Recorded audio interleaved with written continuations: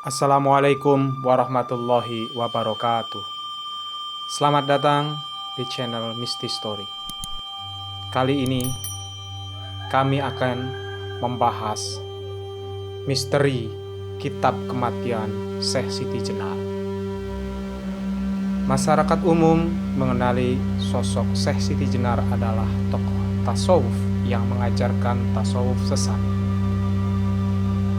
Dewan Kewalian Wali Songo mengeluarkan jurisprudensi atau keputusan hukum yang pernah terjadi.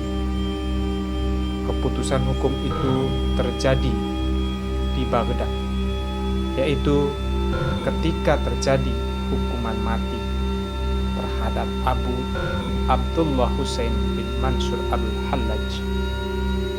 Dewan Kewalian Wali Songo kemudian memandatkan persoalan eksekusi Syekh Siti Jenar kepada Sunan Kudus dan Sunan Kalijogo karena kukuh tetap mengajarkan tasawuf sesatnya. Syekh Siti Jenar dan Sunan Kalijogo berada kesaktian. Akhirnya Syekh Siti Jenar kalah dan mati di tangan Sunan Kalijogo. Selain itu, tidak sedikit orang yang meyakini bahwa Syekh Siti Jenar adalah penjelmaan cacing yang berubah menjadi manusia ketika mendengar ilmu kewalian. Berbagai macam versi menceritakan tentang hal itu. Syekh Siti Jenar menjadi misteri tersendiri bagi umat Islam yang beraliran tasawuf.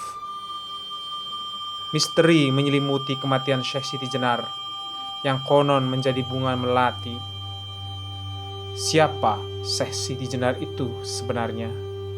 Menurut narasumber kami, Syekh Siti Jenar mati karena telah mempelajari kitab terlarang atau kitab At-Tawasin. Syekh Siti Jenar sewaktu kecil dikenal sebagai Sayyid Hasan Ali Al-Husaini. Menurut narasumber kami, kata Sayyid dan Al-Hasani adalah nama marga atau keturunan. Sayyid sendiri dikenal oleh masyarakat tasawuf Nusantara sebagai panggilan untuk anak laki-laki keturunan Rasulullah SAW. Dari Imam Hasan radhiyallahu putra dari Imam Ali bin Abu Thalib karramallahu wajhah. Sedangkan Al-Hasani adalah marga dari keturunannya yang memperkuat prah Hasan dalam tubuh Syekh Siti Jenar. Ketika menginjak remaja, Hasan Ali atau Syekh Siti Jenar berangkat ke Mekah untuk berhaji. Setelah selesai menunaikan ibadah haji, Hasan Ali tidak langsung pulang. Hasan Ali menuntut ilmu dari ulama-ulama Baghdad. Setelah menyelesaikan keilmuannya di Baghdad, Hasan Ali mendapat julukan Syekh Abdul Jalil. Dan sebagai oleh-oleh menuntut ilmunya di Baghdad, Syekh Abdul Jalil membawa kitab At-Tawasin.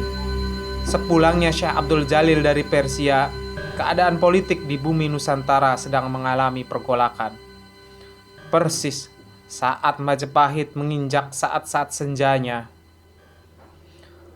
Sesampainya di bumi Nusantara, Syekh Abdul Jalil langsung membuka padepokan tasawuf. Syekh Abdul Jalil memiliki murid yang lumayan banyak.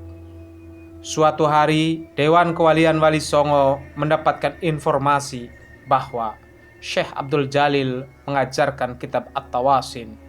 Setelah mendapatkan kesaksian dari beberapa saksi tentang kebenaran bahwa Syekh Abdul Jalil mengajarkan faham-faham kitab At-Tawasin, saat itulah Dewan Kewalian Wali Songo memberi sebutan kepada Syekh Abdul Jalil, yaitu Sayyidi Junnar atau Sayyid pemilik api. Karena di dalam At-Tawasin itu terdapat syair tentang api dan laron-laron. Masyarakat umum mengalami kesulitan dalam penyebutan Sayyidi Junnar. Masyarakat umum melafalkan sekenanya dengan sebutan Syekh Siti Jenar. Berdasarkan penyelidikan, Syekh Abdul Jalil memang mengajarkan tasawuf. Tasawuf tersebut biasa disebut oleh masyarakat Nusantara adalah dengan tasawuf manunggaleng kaula Gusti, atau bersatunya hamba dengan tuannya, atau menyatukan manusia dengan Tuhan. Syekh Abdul Jalil kemudian dipanggil oleh Dewan Kewalian untuk bertabayun atau klarifikasi tentang persoalan ajaran tasawuf yang ia ajarkan. Syekh Abdul Jalil mendatangi majelis kewalian. Kemudian Dewan Kewalian pun berkumpul. Syekh Abdul Jalil menjelaskan apa-apa yang dianggapnya sebagai dasar dari mengajarkan At-Tawasin.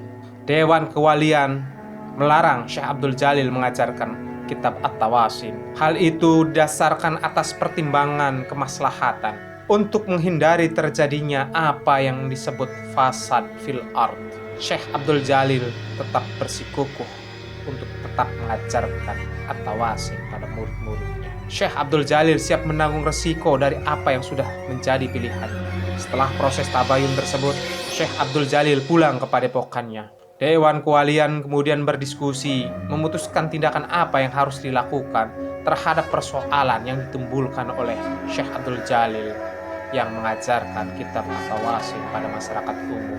Dewan Kewalian akhirnya memutuskan persoalan bahwa Syekh Abdul Jalil harus menghadapi putusan pengadilan yang sama seperti halnya Al-Halaj di Baghdad, Persia, yaitu keputusan eksekusi mati.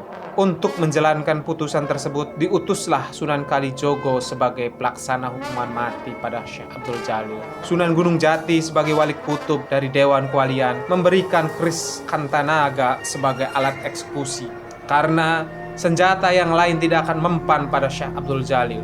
Untuk menjalankan putusan Dewan Wali tersebut, Syekh Abdul Jalil mengikuti Sunan Kalijogo dan Sunan Kudus untuk dibawa ke alun-alun Demak Bintoro. Setelah pembacaan dakwaan dan putusan, eksekusi dilakukan. Konon ketika eksekusi dilakukan, Sunan Kudus menghujamkan keris kaki Kantanaga ke tubuh Syekh Abdul Jalil.